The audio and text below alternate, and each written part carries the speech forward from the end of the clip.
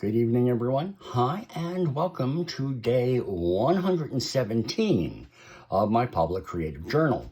Now, every day I document what I'm learning as I build my voice, my music, and my creative life, with the ultimate goal of this journey being to get an a cappella group together and perform.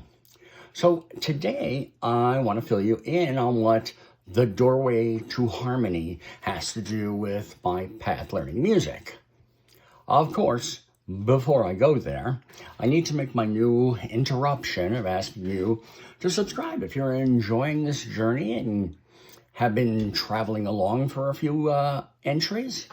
And if this one helps you see something in your own travels, or maybe even just gives you a crack of a smile, drop a like. Now, I could give you every reason in the world for leaving a comment, but that one inevitably is going to be on you. So today was music theory, and I am truly eating up music theory. I love it. I know many people are scared, but it's really great. The lesson actually started somewhere I wasn't expecting. Where I was supposed to go was to learn about major and minor chords. Simple. Except before I actually got there, thanks to the source material I am learning from, I found myself facing a completely different question. The question asked, why does changing a note in a chord make the new chord feel different? Okay, people often describe major chords as sounding happy, minor chords as sounding sad, but what does that mean? I mean, how do you measure the emotional response of music? And of course, my mind went into the tank. I was just staring at the page for a little while because, music change, inside head change. So anyway, over the past few weeks, I've been on a pretty good quest of find better questions, or at least find better questions to help get the big one answered.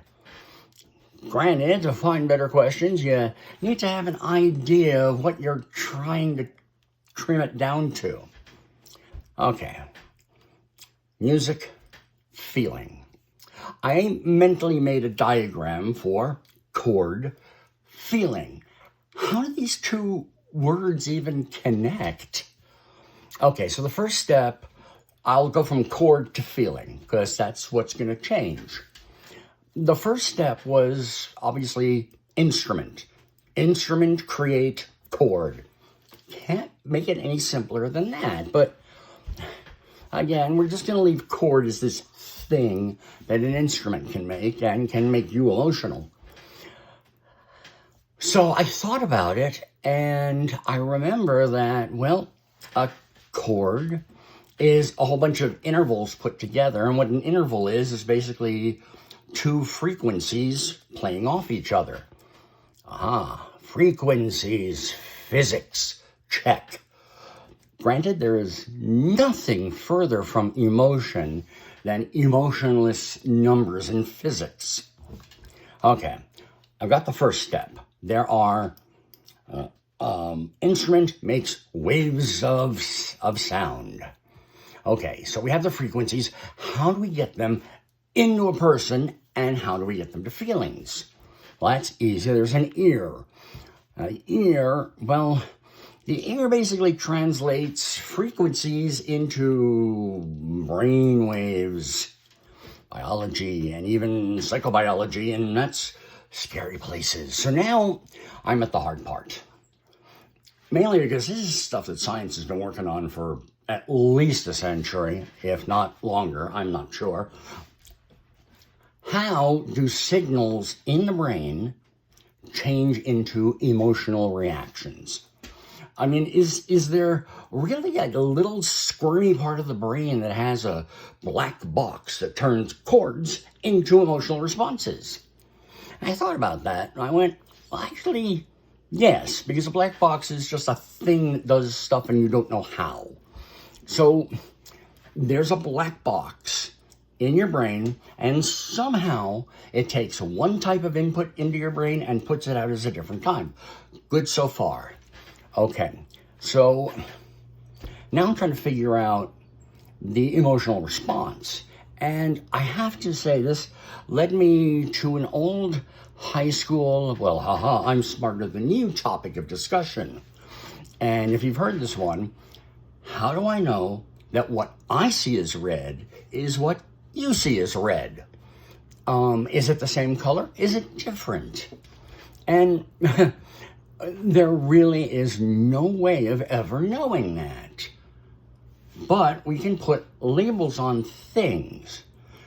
Red is the color of a standard rose. And of course, somebody you trusted when you were younger said, that is a rose. Okay, now we've got common ground to work from. And that was where it hit me. It's the common ground. It's cultural peer pressure. Now, some things definitely are spurred by internal or external physical things. But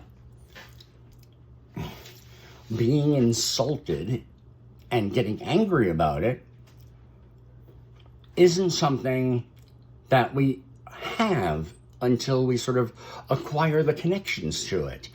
And having been able to travel to Japan and just see lots of cultural differences, there are things that are going to work for some people and not work for others, but depending on what they are, they'll be more common. So effectively, the human brain, and everybody reacts to things differently, will sit there going, that feels wrong, and everybody will discuss it, and I'll agree that it feels wrong. A really great example that comes to my mind, how some people will love something and some people will hate something, is that my partner cannot even handle EDM before 9 a.m. She wasn't even aware of this. The biological and emotional responses obviously came from something that is built up over her whole life, but when confronted with it, it made her decide what sounds good at what time. I always found it interesting that one of the pivotal comments to come from Gen X was, if it's too loud. From Gen X to someone older, if it's too loud, you're too old. However, things changed with millennials and the like, and a lot of people didn't like music blasting. So Gen X would turn to them and go, if it's too loud, then crank that thing louder. You have no idea what loud music is. Each generation will define their own meanings of loud, soft, noise, trash. My father was a teen in the 1950s, and he actually played folk music in the 60s in New York.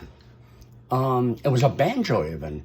The reason I'm mentioning this like I am, I was raised by him. I knew his musical tastes. I knew exactly the kind of stuff he liked and the kind of stuff he disliked. It had to have some sense of musicality, good melodies, good intermixings, good harmonies. It had to have a reasonable beat that would sort of present itself at parts, but not overstay its welcome. And, he loved strange meters. That was a big thing. All I'm going to say is Take 5 by Dave Brubeck. Now, my father heard the Red Hot Chili Peppers once and proceeded to tell me that they were the worst group he'd ever heard.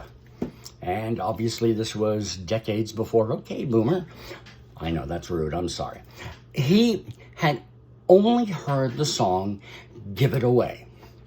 And if that's the entirety of the discography from the Red Hot Chili Peppers that you know, yeah, that can be a sticky wicket. So I asked if he would give me one and only one chance to change his mind only so far as to say they're not the worst. Like I said, I knew his tastes, and I had breaking the girl as a weapon. My dad didn't stand a chance. So he started listening to the Chili Peppers after that, and you redefine things. It is cultural peer pressure that defines our emotional response to stimuli. Cultural upbringing. Actually, when I was writing this down and had the realization, I got really full of myself and referred to it as the zeitgeist's egregore.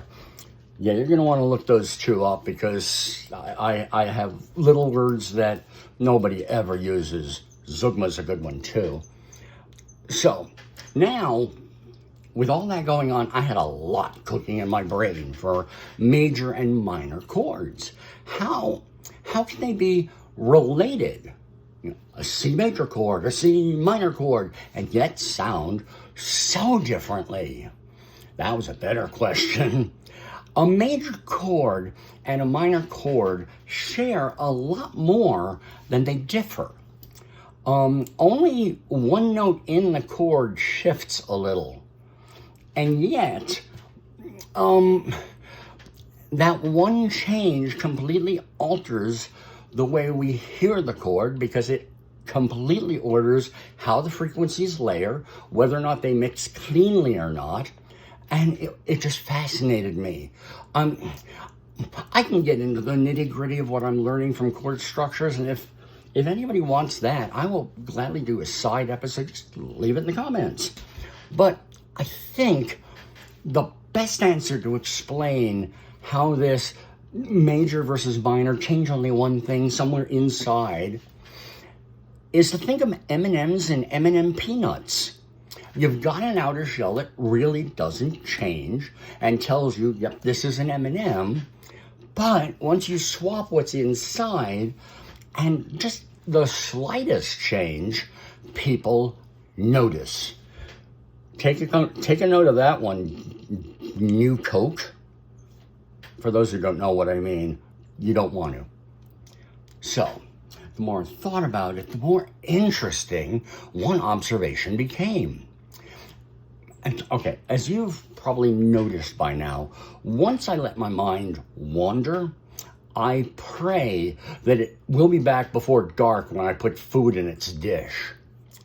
So, my mind wandered. If changing one note can shift the way we experience a chord, then perhaps that's the same thing that happens for a key change. Maybe we're not just simply jumping from this to this, but we're finding enough familiar relationships where one change here actually fits in just one change here. It's a puzzle piece. They connect. And by the time the listener notices, you're somewhere else in the song, and the home note, like the C of a C key, it's gone and nobody notices anymore. Now, everything I've just said about puzzle pieces and attaching things, these are hypotheses at this point because I don't know. I could be very wrong. I haven't learned that stuff yet. But that becomes another question to investigate. And that was the reminder. The questions themselves have really baked and risen like a good loaf of bread. Just a few weeks ago, I was asking, okay, what notes make up this chord? What is a diminished seventh? Okay, those are specifics. Today I'm asking, why does this chord create this experience and lend it to other things? And these are very different questions. One is about just collecting random information, and the other is about understanding the system underneath it. Okay, let me back up. Yes, today I learned more about simple chords, but my mind was beginning to see intervals dancing around each other in chords and melodies, and I see them dancing, but right now they're all sort of wearing dark masks. So I don't really know who's interacting with who or why. I have this friend who has been sort of my supplier, my pusher, knows music theory really, really well. And I chat after a class really affects me.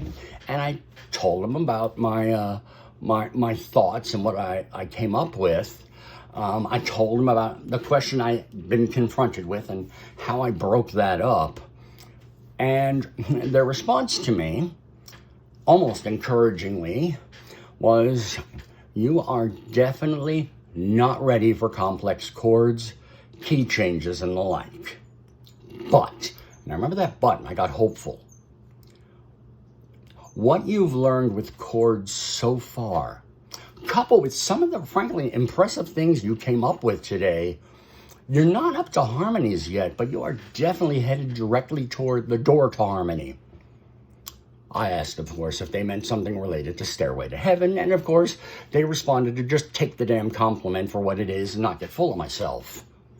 But since then, I've been thinking a lot about arriving at the doorway. Because, okay, sometimes learning isn't just walking into the next room. Sometimes it's simply reaching the point where you finally realize there is another room. And suddenly you realize that there is a key to those doors that comes from understanding.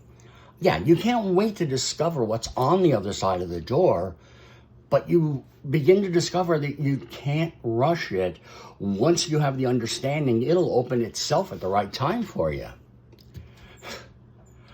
So that was my day 117.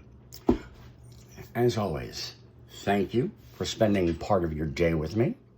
I will see you tomorrow for day 118. Yes, the hair is blue, the beard far shorter. Later.